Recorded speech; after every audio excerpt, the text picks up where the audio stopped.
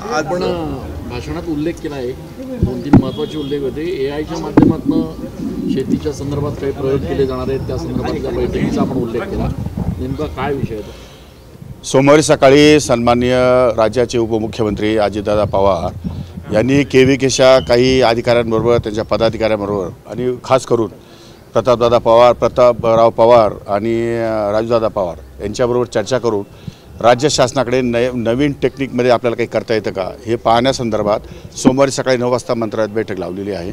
त्या बैठकीला मी हजर राहणार आहे. नवीन जे एआय टेक्निक आलेलं आहे ते एआय टेक्निकच्या संदर्भामध्ये प्रचार आणि प्रसार हा जनतेपर्यंत कसा पोहोचवता येईल हा विचार कृषी खात्याच्या वतीने या ठिकाणी करण्यासाठी मी उद्या बैठकीला हजर राहणार. आपण आणखीन एक आजच्या ह्याच्यामध्ये उल्लेख केला भाषणात, राज्यातले जे काही विद्यापीठ आहेत कृषी विद्यापीठ ते इंटरनॅशनल विद्यापीठांबरोबर जोडलं जाणार आहे. नेमकं काय? नाही, इंटरनॅशनल लेवलचे विद्यापीठ आता सध्या राज्याच्या कुठल्याही विद्यापीठाचं रँकिंग हे इंटरनॅशनल लेवलच्या विद्यापीठाबरोबर नाही, तर त्यांना इंटरनॅशनल लेवलच्या विद्यापीठापर्यंत नेण्याचा प्रयत्न माझा राहणार आहे. आणि वेगवेगळ्या प्रकारचे शास्त्रज्ञ किंवा मग लेक्चरर बाहेरून पार्ट टाईम बेसिसवर किंवा मग मानधनावरती कमी येत आहे का, त्या संदर्भातले इस्रायलमधून काही टेक्निशियन बोलावता येतील का, तोही विचार माझ्या मनामध्ये आहे. म्हणजे इंटरनॅशनल लेवलवरती आणून आणि आपल्याला ते शेतकऱ्यांना जास्तीत जास्त नवीन तंत्रज्ञान कसं अवगत करता येईल या दृष्टिकोनातून शासनाचा प्रयत्न राहणार. आपण भाषणामध्ये एक उल्लेख केला की कॅन्सर हॉस्पिटलमध्ये जाऊन बघा नेमकी काय परिस्थिती आहे. म्हणजे एकूणच शेतीमालावर जे पेस्टिसाइड वगैरे मारला जातात त्यावर तुमचं काही अंशी ही गोष्ट खरी आहे की फार अनावश्यक रासायनिक शेती दिवसेंदिवस वाढत चाललेली आहे. त्या रासायनिक शेतीचं या ठिकाणी जर खऱ्या अर्थानं जर तुम्हाला त्याचं सिम्पटम्स बघायचे असतील किंवा त्याचे जर काही परिणाम बघायचे असतील तर कॅन्सर हॉस्पिटलला गेल्यावरती कळतं की आपल्याला कॅन्सर हॉस्पिटल झाल्यावर लोकांना काय त्रास होतो आणि आपल्याला मिळालेलं आरोग्य किती परमेश्वराने किती चांगलं दिलेलं आहे. याचा जर नीट उपयोग करायचा असेल तर शेतकऱ्यांनी चांगलं उत्पादन तयार केलं पाहिजे आणि खाणाऱ्यांनी चांगलंच उत्पादन खाल्लं पाहिजे. यासाठी प्रचार आणि प्रसार माध्यमाची आवश्यकता आहे आणि त्यासाठी सरकार योग्य ती पावलं उचलणार आहे. बजेट सादर झालेलं आहे आणि त्यामध्ये नाही, बजेटमध्ये केंद्र क्रेडिट कार्डची जी पूर्वीची मुदत होती ती 3 लाख रुपयांची होती, आता ती 5 लाख करण्यात आली. किती फायदा होऊ शकतो असं वाटतं? नाही, मोठ्या प्रमाणात फायदा होईल. केंद्र सरकारचा उद्देश लार्ज आहे आणि केंद्र सरकार यातून देशभर कृषी खात्याला नवसंजीवनी देण्यासाठी प्रयत्नशील आहे.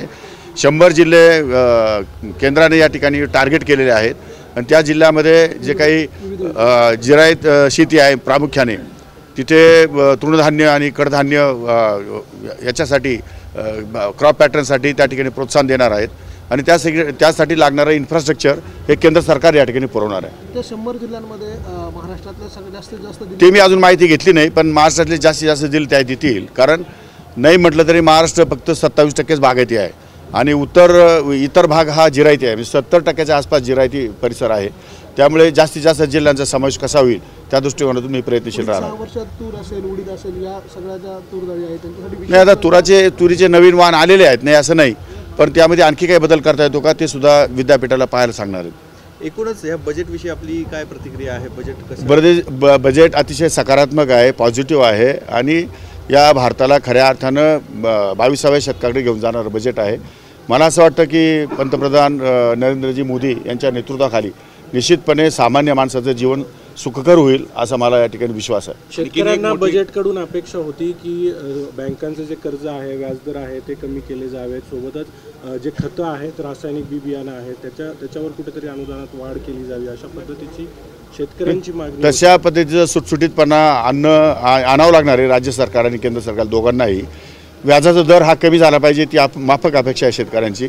त्या दृष्टिकोनातून आमचे प्रयत्न सुरू आहेत आणि नाबार्डबरोबर चर्चा करून त्यातून काय आपल्याला रिझर्व्ह बँकेवर चर्चा करून त्यातून रेट ऑफ इंटरेस्ट जो आहे तो कमी कसा करता येईल तो पण आम्ही या ठिकाणी तपासून बघणार. आगामी काळात कोकटेसाहेब आजच्या अर्थसंकल्पामध्ये मोठी गुंतवणूक मुख्य करून कृषी या विभागामध्ये होईल अशा पद्धतीचा एक संकेत देण्यात आलेला आहे. देशाला आणि महाराष्ट्रासाठी किती उपयोगी मी या अगोदरच आपल्याला सांगितलं आहे की या देशातली 50, 55, 60% जनता ही शेतीवर डायरेक्ट अवलंबून आहे.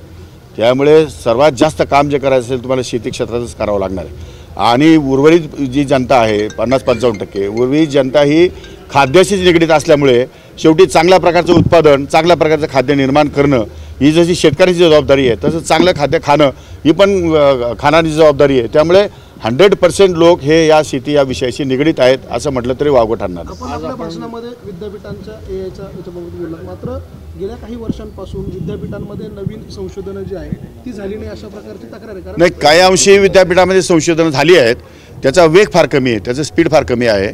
कारण मला काल ज्या कार्यकर्त्यांनी त्यांनी डेमो दिला, त्यांनी आज सांगितलं की आम्हाला राहुरी कृषी विद्यापीठातून चांगलं मार्गदर्शन मिळालं आहे. त्यामुळं 13 लाख रुपये कमी उत्पादन खर्चामध्ये आम्ही 1,19 लाख रुपये उत्पादन आम्हाला मिळालं. म्हणजे काही ना काहीतरी त्यांनी नवीन बियाणं आणलं आहे, काही ना काहीतरी सेंद्रिय बियाणं आणून त्यामध्ये प्रगती केली आहे. उत्पादन खर्च कमी झाला म्हणजे उत्पन्न आपोआप वाढल्यासारखं होतं. तर तो प्रयोग त्यांनी करून दाखवलेला आहे आणि त्या शेतकऱ्यांनी येऊन मला भेटलेत. याचा अर्थ समथिंग इज गोईंग गुड. परंतु सरकारचा विद्यापीठांवरती जो खर्च होतोय त्या तुलनेमध्ये तितकं संशोधन जे आहे ते करण्यात यश आहे. ते होईल ना. आता त्यासाठीच आम्ही एकदम वेगवेगळे प्रयोग करतो आहे.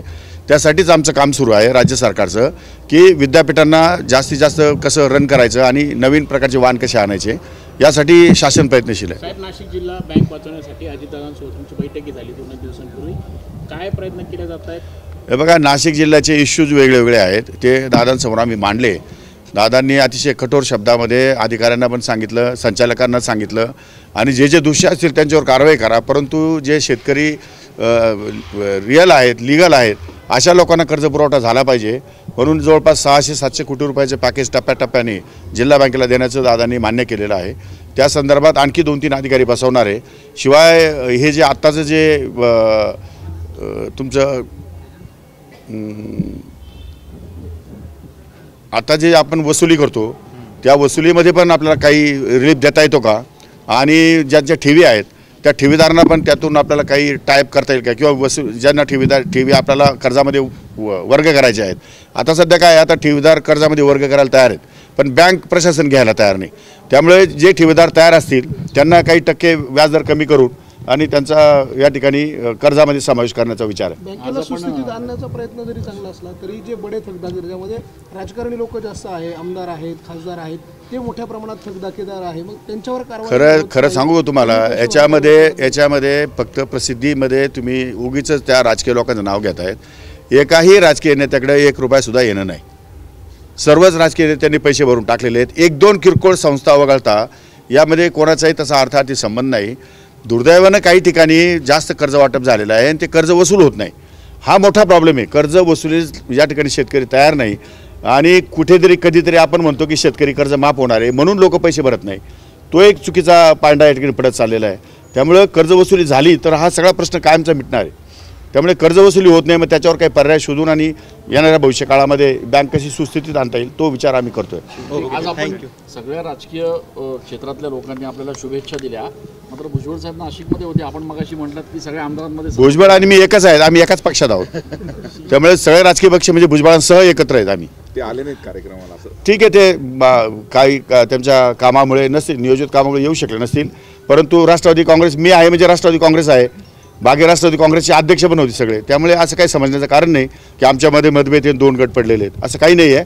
सर्व पक्षीयांनी हा कार्यक्रम घेतलेला आहे आणि अतिशय मनाने, मोकळ्या मनाने सर्वांनी त्यांचे विचार मांडलेले आहेत. 100% सर्वांना बरोबर घेऊन जाऊन या जिल्ह्यामध्ये चांगलं काम उभं करू. भाजपच्याच आमदारांनी सांगितलं की अनेक प्रकल्प जे आहेत ते बाहेर जात आहे, ते प्रकल्प बाहेर जाऊ नये म्हणून तुम्ही कॅबिनेट नाही, आम्ही सर्वतोपरी प्रयत्न करणार आहोत. परंतु कोणावर अन्याय करून आमचा फायदा आम्हाला नको आहे. आम्हाला आमचा फायदा करायचाच आहे, आम्हाला पुढे जायचंच आहे. परंतु कोणावर तरी अन्याय करायचा आणि मग आमचा फायदा करायचा असे विचार आमच्या मनामध्ये नाही आहे. त्यामुळं महाराष्ट्र एक प्रगतिशील राज्य आहे आणि महाराष्ट्र शेतीप्रधान राज्य आहे. प्रगतिशील शेतीप्रधान म्हटल्यानंतर नाशिक जिल्हा हा त्यातली त्यात सर्वात पुढे आहे. त्यामुळे आम्हाला सर्वांना बरोबर घेऊन पुढे जायचं आहे. त्यामुळे असं काही होणार नाही की अमक्याचं एक काढलं आणि तमक्याला दिलं, याचं पाणी घे त्याला दे, त्याचं पाणी घे याला दे, त्याच्यावरून वादविवाद कर, असं वादविवाद काय होणार नाही. कमीत कमी पाण्यामध्ये चांगली शेती कशी करता येईल याचे नवीन प्रयोग आम्हाला उभे करायचे. नाशिककरांचे प्रेम किंवा सर्व पक्षांचं प्रेम बघता पालकत्व करायला आवडेल का नाशिकचं? पालकत्व मला महाराष्ट्र करायला आवडेल. नाशिकचं काही होऊन बसले तुम्ही? अरे ठीक आहे, जेव्हा आदेश आला त्याप्रमाणे काम करत राहायचं, काम करत राहा आणि हा माझा धर्म आहे. त्यामुळे मी या सगळ्या गोष्टीमध्ये कधीच पडत नाही. कोण पालक आहे, कोण पालक नाही आहे, कसा पालक व्हावा, कोण पालक व्हावा याच्याशी माझा काही संबंध आहे अर्थार्थी. अजितदादांनी तुमचा 25 वर्षाचा वनवास संपवला असं तुम्ही म्हणाला, हे 100% खरं आहे. काय वनवास होता असा? वनवास म्हणजे मी मेरिट असून सुद्धा मंत्रिपद, राज्यमंत्रीपद नाही ना मला. आणि आता डायरेक्ट कॅबिनेट मंत्रीपद एवढं राज्याची मोठी जबाबदारी दिली, अजून यापेक्षा काय वनवास संपायचं राहिलं? आता काय तुम्हाला काय पंतप्रधान करायचं?